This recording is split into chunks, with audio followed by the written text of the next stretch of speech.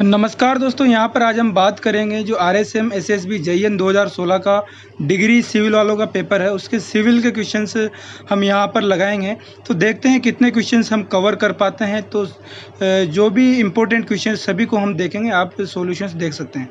दोस्तों, exam review channel पर अगर आप नए हैं तो चैनल को सब्सक्राइब करें ताकि लेटेस्ट अपडेट सबसे पहले आपको मिल सके। तो शुरू करते हैं क्वेश्चन। यहाँ पर 40 तक जीके के क्वेश्चन है, उसके बाद में टेक्निकल क्वेश्चंस आ जाते हैं। तो जीके के क्वेश्चंस भी आप सभी लगा सकते हैं और जीके के क्वेश्चंस मैं पहले भी सॉल्व करा चुका हूं। पहले वाले वीडियोज में प्लेलिस्ट में जाकर आप देख सकते हैं और डिस्क्रिप्शन में भी मैं इसका लिंक दे दूंगा। तो अब टेक्निकल क्वेश्चंस हम यहां पर शुरू करते हैं। तो पहला क्वेश्चन यहां पर है, maximum permissible wear in stone for road work. अब मैक्सिमम परमिसिबल वियर जो है स्टोन में 3 तरह से हम डिसाइड करते हैं। जो एग्रीगेट होता है उसके लिए पहली बात होता है एग्रीगेट एब्रेशन वैल्यू जो होती है उसके हिसाब से, क्रशिंग के हिसाब से और इम्पैक्ट के हिसाब से। तो यहाँ पर जो वियरिंग है उसके लिए हम लेते हैं 30% के समथिंग क्राइटेरिया यहाँ पर रहता है। तो मैक्सिमम परमिसिबल वियर 30% होना चाहिए। इसमें से कोई सा भी आंसर नहीं है। अधीनस्थ बोर्ड ने इसको डिलीट कर दिया है। वहीं हम बात करें नेक्स्ट क्वेश्चन की, a good brick earth can be enrolled without breaking in small thread if of diameter. कि मतलब एक अच्छी ब्रिक बनाने के लिए हम कितना का थ्रेड बनाकर उसको फिंगर्स के बीच में रोल करते हैं। तो इसके लिए हमें प्लास्टिक क्ले की रिक्वायरमेंट रहती है और प्लास्टिसिटी मेजर करने के लिए हम 3 का थ्रेड बनाते हैं। जब सोइल को हम फिंगर्स के बीच में रोल करते हैं या हथेली पे रोल करते हैं तो 3 का थ्रेड यहाँ पर बनना चाहिए। तो बी आंसर इसका सही होगा। नेक्स्ट क्वेश्चन है, ईंट बनाने हेतु उपयुक्त मिट्टी को धागे के रूप, ये वही क्वेश्चन है। 43 है, fat lime is used for the best performance in. और फेट लाइम किसके लिए यूज करते हैं? प्लास्टर वर्क के लिए यूज करते हैं। वहीं मेशनरी मोर्टार है वो हम मेशनरी के लिए यूज करते हैं, ब्रिक्स वगैरह के लिए। वहीं हम बात करें लाइम कंक्रीट, लाइम कंक्रीटिंग में काम आ जाता है। तो ये फेट लाइम की बात हुई। वहीं हाइड्रोलिक लाइम की बात करें तो इसको हम हाइड्रोलिक लाइम जो है उसमें क्या होता है, हाइड्रोलिसिस करा दी जाती है लाइम की और उसको हम मेशनरी वगैरह में यूज कर लेते हैं, या फिर जहाँ पे हाइड्रोलिक स्ट्रक्चर बनाते हैं वहाँ पे भी उसको हम यूज कर लेते हैं। तो यहाँ पर सी आंसर होगा। नेक्स्ट क्वेश्चन है यहाँ पर, Which of the following grades of concrete in RCC is recommended to severe exposure condition by BIS? तो ब्यूरो ऑफ इंडियन स्टैंडर्ड है, RCC के लिए सेवियर कंडीशन में कौन सी ग्रेड यूज करनी है। तो यहाँ पर M25 ग्रेड हम यूज करेंगे।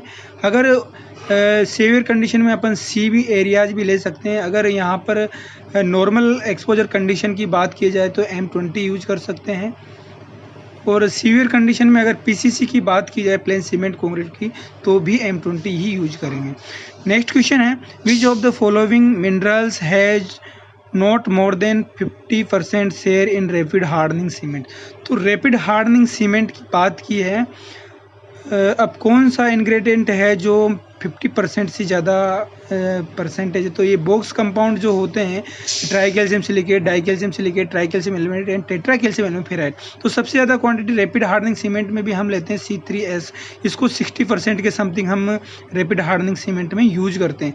वहीं अगर पोर्टलैंड पोजोलाना सीमेंट की हम बात करें तो ये C3S जो है उसमें PPC में पोर्टलैंड पोजोलाना सीमेंट है, इसमें हम जो पोर्टलैंड सीमेंट है सिर्फ उसी की बात करें तो C3S हम यूज करते हैं। वो होता है 45 to 50%। वहीं हम C2S की बात करें तो C2S होता है 30 to 45%। वहीं C3A है वो होता है 8 to 12%। वहीं C4AF जो होता है 6 to 10%। तो यहाँ पर आपका सेकेंड आंसर सही है।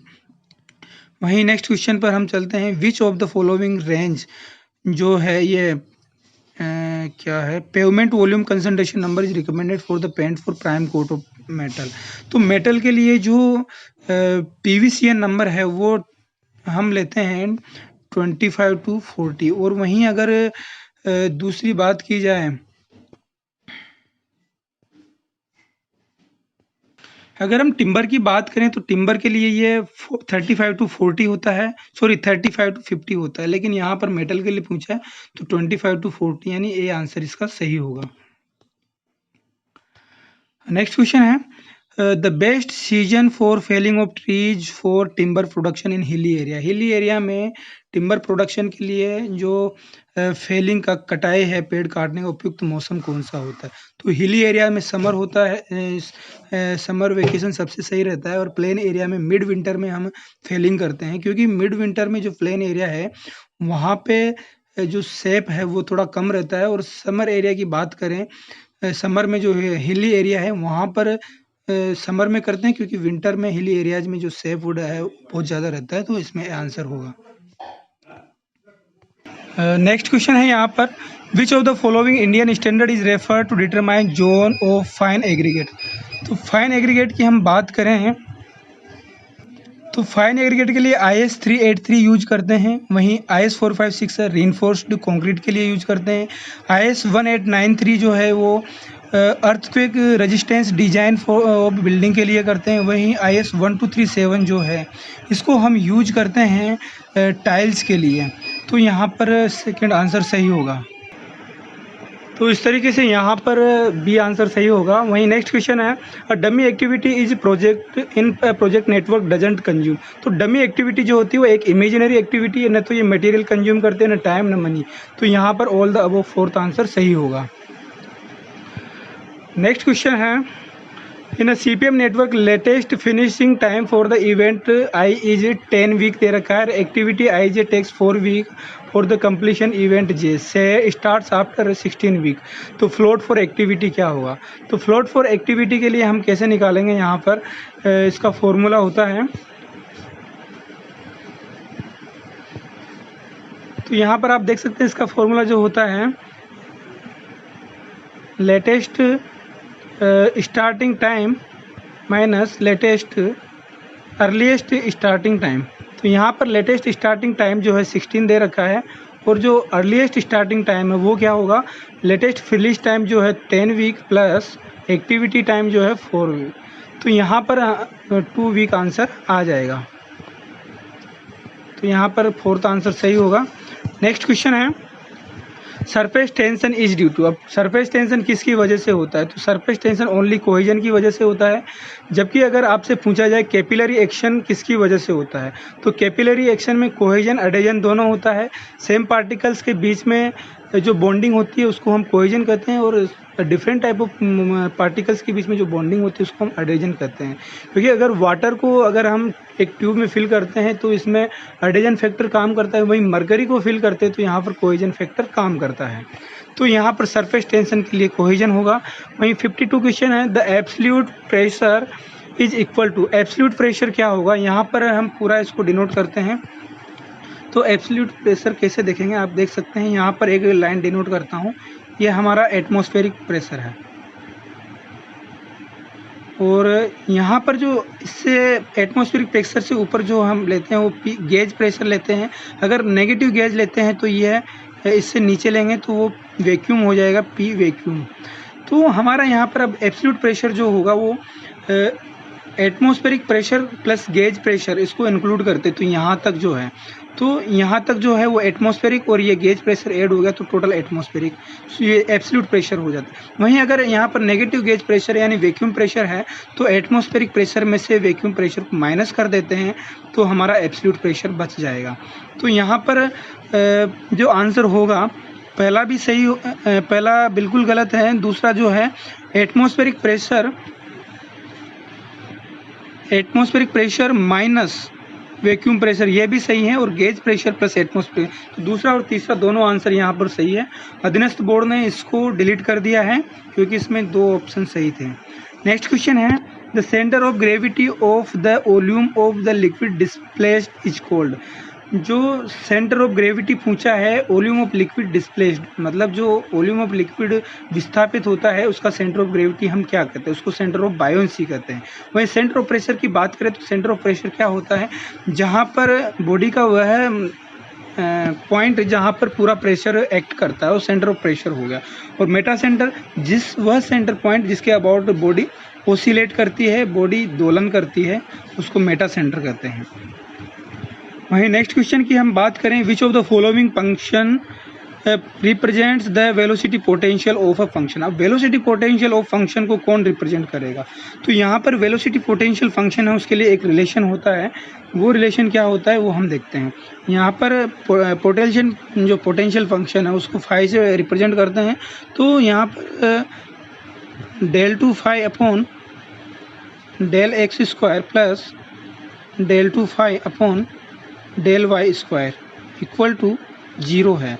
अगर इसका इक्वल 0 आ जाता है तो यह वेलोसिटी पोटेंशियल फंक्शन को डिनोट करेगा, बैलेंस करेगा। तो यहाँ पर देखते हैं हम कैसे काम करता है। तो यहाँ पर अब देखिए, यहाँ पर इसका डबल डेरिवेटिव x और y के रेस्पेक्ट में करते हैं तो यहाँ पर बी आंसर सही होगा, क्योंकि इसका x के रेस्पेक्ट में del 2 phi upon del x square करते हैं तो यहाँ पर 2 आ जाएगा, minus del 2 phi upon del y square करते हैं तो भी 2 आएगा, दैट्स इक्वल टू 0। तो यहाँ पर सेकेंड ऑप्शन सही हो जाएगा। नेक्स्ट क्वेश्चन है, विच of the following pressure unit represent the least pressure. अब लीस्ट प्रेशर, सबसे कम प्रेशर कौन रिप्रेजेंट करेगा? जो न्यूटन पर mm स्क्वायर है उसको हम अगर पास्कल में रिप्रेजेंट करें तो ये होगा 10⁶ पास्कल। वहीं kgf पर सेंटीमीटर स्क्वायर को पास्कल में या न्यूटन पर मीटर स्क्वायर में डिनोट करें तो kgf इसको लिखेंगे हम kgf, इसको 10 से और मल्टीप्लाई कर देंगे क्योंकि इस जो ग्रेविटेशनल एक्सेलरेशन वो भी होगा। तो 10 और अपॉन सेंटीमीटर स्क्वायर है, उसको मीटर स्क्वायर में कन्वर्ट करेंगे तो 10⁻⁴ ये हो जाएगा 10⁻5 जो न्यूटन पर मीटर स्क्वायर यानी पास्कल हो जाएगा। और वहीं हम मिली बार की बात करें तो एक बार में होता है 10⁵ पास्कल। और मिली बार की बात करें तो इसको 10⁻³ से मल्टीप्लाई कर देंगे तो 10⁻² पास्कल हो जाएगा। और वहीं mm ऑफ मरकरी की बात करें तो mm ऑफ मरकरी जो है 760 mm होता है। तो 760 mm है, तो रोजी एच से इसको मल्टीप्लाई करते हैं तो यहाँ पर इसको भी हम कंप्लीट करेंगे। तो यहाँ पर अभी इन तीनों में सबसे कम आ रहा है जो 10⁻² पास्कल है, जो कि मिली बार की यूनिट है। वहीं हम इसकी भी बात करते हैं मिली बार ऑफ मरकरी को कैसे कन्वर्ट करेंगे। तो मिली बार ऑफ मरकरी जो यूनिट होती है तो उसको 76 सेंटीमीटर या 760 mm में लेते हैं। तो 760 mm तो ये हाइट हो गए, इसको मीटर में कन्वर्ट करते हैं तो 0.6 हो गया। अब यहाँ पर रो जी एच से निकालेंगे तो रो जो मरकरी का होता है डेंसिटी वो कितना होता है 13.6 इंटू 10⁻³ अब जी जो है ग्रेविटेशनल एक्सेलरेशन 10 है और एच जो है 0.76 हो गया 0.76। तो यहाँ पर इसको मल्टीप्लाई करने के बाद हम निकालेंगे तो 1.003 इंटू 10⁵ पास्कल ऐसे कुछ आएगा। तो यहाँ पर सबसे कम जो है मिली बार की यूनिट है जो कि 10⁻² पास्कल है। नेक्स्ट क्वेश्चन है, तो इसमें आंसर क्या हो जाएगा, थर्ड आंसर हो जाएगा। और नेक्स्ट क्वेश्चन यहाँ पर 56 है, एक वेंचुरी मीटर दे रखी है जो कि 45 डिग्री के हॉरिजॉन्टली इंक्लाइंड की हुई है, 11 सेंटीमीटर जो है इसका डिफरेंशियल रीडिंग है। तो ये बोल रहा है अगर वेंचुरी मीटर को हॉरिजॉन्टल पोजीशन में रखा जाए तो रीडिंग क्या होगा। तो यहाँ पर वेंचुरी मीटर में जो डिफरेंशियल मैनोमीटर लगा होता है वो क्या मेजर करता है, एक्चुअली ये आपका वेंचुरी मीटर है। तो एक यहाँ पर पाइप लगा रहता है, यहाँ पर लगा रहता है, यहाँ पर जो लेवल रहता है वो इस तरीके से जो लेवल होगा यहाँ पे सपोज यहाँ पर है, यहाँ पे इस तरह से, तो ये एज को डिनोट करता है। अगर इसको हम इंक्लाइन करते हैं तो भी जो यहाँ पे फ्लूइड भरा हुआ है उसका लेवल जो दोनों साइड होगा उनका डिफरेंस सेम रहेगा, उसमें कोई चेंज नहीं होगा। तो यहाँ पर 11 सेंटीमीटर इसका सही आंसर होगा। अब इसको प्रैक्टिकली देखें तो प्रैक्टिकली आपको सिंपली बताता हूँ। तो इस तरीके से भी हम देख सकते हैं कि जो कारीगर होते हैं, मेसन्स होते हैं, उनके पास जो एक पाइप होती है छोटी वाली बहुत कम डायमीटर की, उसमें पानी भर के वो लेवल करते हैं। तो वहाँ पे आप उसको ऊपर नीचे करते हैं तो जो पानी का लेवल है वो सेम रहता है दोनों जगह पर। क्यों रहता है, क्योंकि दोनों पॉइंट पे जो प्रेशर है वो सेम है। वहीं पे जो पाइप होगा यहाँ पर वेंचुरीमीटर है, यहाँ पे जो 2 पॉइंट के बीच में डिफरेंस प्रेशर डिफरेंस होगा वो सेम रहेगा, चाहे उसको इंक्लाइन रखो या किसी भी तरीके से रखो। तो यहाँ पर थर्ड आंसर सही होगा। नेक्स्ट क्वेश्चन है सिपुलेटिव वियर जो है किस टाइप की वियर है? ये एक ट्रेपेजॉइडल वियर होती है। इसका शेप आपको पता है किस तरीके से रहता है, पानी में फिल रहता है इस तरह से। तो यहाँ पर फोर्थ आंसर सही होगा। नेक्स्ट क्वेश्चन है the power transmitted through the pipe is maximum when the head loss due to friction is equal to. मतलब ये कहना चाह रहा है कि अधिकतम पावर कब होगी जब हेड लॉस किसके बराबर हो, फ्रिक्शन की वजह से। तो यहाँ पर अगर हेड लॉस जो है h/3 होता है, मान लीजिए टोटल हेड जो है वो h है, ये h टोटल हेड है, तो जो मैक्सिमम ट्रांसमिशन ऑफ जो पावर होगा वो h/3 हेड लॉस पे होता है, यानी 1/3 पे ऑफ टोटल सप्लाई। तो यहाँ पर दूसरा आंसर हो जाएगा। नेक्स्ट क्वेश्चन है due to ageing of the pipe line its carrying capacity has decreased by 25%, the corresponding increase in the Darcy space friction factor f is. तो ये भी अच्छा क्वेश्चन है। मतलब अगर इसने डिस्चार्ज कैपेसिटी है उसमें 25% की कमी कर देते हैं, तो ये बोल रहा है कि फ्रिक्शन फैक्टर में कितनी वृद्धि होगी। ठीक है, इसको चेक करते हैं हम। अच्छा, यहाँ पर एक ये भी देखते हैं, जो डिस्चार्ज कैरिंग कैपेसिटी है उसको वेलोसिटी से रिप्रेजेंट कर सकते हैं हम, Q equals to area into velocity. तो ये एरिया को अगर हम कांस्टेंट रखें तो डिस्चार्ज वेलोसिटी के डायरेक्ट प्रोपोर्शनल होगा। ठीक है, तो यहाँ पर Q is proportional to V आ जाएगा। ठीक है, अब यहाँ पर हम डायरेक्ट फॉर्मूला अप्लाई करते हैं जो head loss due to friction होता है HF का। तो HF का जो फॉर्मूला होता है FLV² FLV² 2GD। ठीक है, FLV² 2GD हम यहाँ पर अप्लाई करेंगे। तो यहाँ पर जो फ्रिक्शन फैक्टर F के लिए पूछा है, हेड लॉस को अपन कांस्टेंट मान लेते हैं, तो जो F होगा वो प्रोपोर्शनल टू 1/V² होगा, और V को अपन Q से प्रोपोर्शनल करके रखा है क्योंकि एरिया जो उसका क्रॉस सेक्शन हमको फिक्स करके रखा है। तो F जो होगा वो किसके प्रोपोर्शनल हो जाएगा? यहाँ पर F हो गया अपना प्रोपोर्शनल टू 1/Q²। अब यहाँ पर जो Q² हो गया। ठीक है, अब स्टार्टिंग में जो Q डिस्चार्ज लिया था अपन ने, Q था वो 25% जैसे डिक्रीज हो जाता है तो डिस्चार्ज अपना हो जाएगा 0.75 Q। तो Q1 जो है वो अपना कितना हो गया? 0.75 Q हो जाएगा। ठीक है, तो यहाँ पर Q1 की वैल्यू रखते हैं, तो F1 की वैल्यू जो आएगी अपने पास वो आएगी 1/0.75 Q। तो इसको जैसे ही आप सोल्व करेंगे तो ये आपके पास, और इसका स्क्वायर होना है, सॉरी Q² है तो इसका स्क्वायर होगा। तो यहाँ पर ये वैल्यू अपने पास से लगभग जो आएगी 1.77 ऐसे कुछ आएगी। तो F की वैल्यू कितनी आनी है? यहाँ पर सोल्व करोगे आप तो F की वैल्यू आएगी 1.77, सॉरी F1 की वैल्यू इतनी आएगी F के कम। तो कितना ज़्यादा बढ़ गया? पहले F था और 1.77 हो गया, तो 77% यहाँ पर इंक्रीमेंट हो गया है। तो आप इसको पूरा सोल्व कर सकते हैं KLC में। और नेक्स्ट क्वेश्चन यहाँ पर हम देखते हैं the friction factor of laminar liquid flow in a circular pipe is proportional to. तो सर्कुलर पाइप है, उसमें फ्रिक्शन फैक्टर रेनॉल्ड्स नंबर के प्रोपोर्शनल कैसे होगा, और लेमिनार फ्लो है। तो लेमिनार फ्लो के लिए सिंपल सा फॉर्मूला आपको पता है, जो फ्रिक्शन फैक्टर होता है F = 64/RE होता है। तो यहाँ पे जो फ्रिक्शन फैक्टर है वो रेनॉल्ड्स नंबर के इन्वर्सली प्रोपोर्शनल हो गया है, तो यहाँ पर पहला आंसर सही हो जाएगा। ठीक है, तो यहाँ पर 20 क्वेश्चन हमने कंप्लीट कर लिए हैं, और बाकी के 5 क्वेश्चन और बता के जाता हूँ जो आपको जिनका सॉल्यूशन निकालना है, कमेंट बॉक्स में रिप्लाई करना है। बाकी नेक्स्ट वीडियो में हम इन सबको डिस्कस करेंगे, अगले 20 क्वेश्चन। तो पहला क्वेश्चन यहाँ पर आप देख सकते हैं 61 नंबर पे, कि इसने लॉन्गिट्यूड दे रखा है 90 डिग्री 40 मिनट ईस्ट। तो इस टाइम जो इस लॉन्गिट्यूड है यहाँ पर टाइम रहता है 6 आवर और 30 मिनट। वहीं पे इसने पूछा है 82 आवर एंड 30 मिनट का जो लॉन्गिट्यूड है यहाँ पर टाइम कितना होगा। तो ये टाइम आपको कैलकुलेट करके देना है। ठीक है, पॉज करके आप देख सकते हैं और रिप्लाई करें इसका।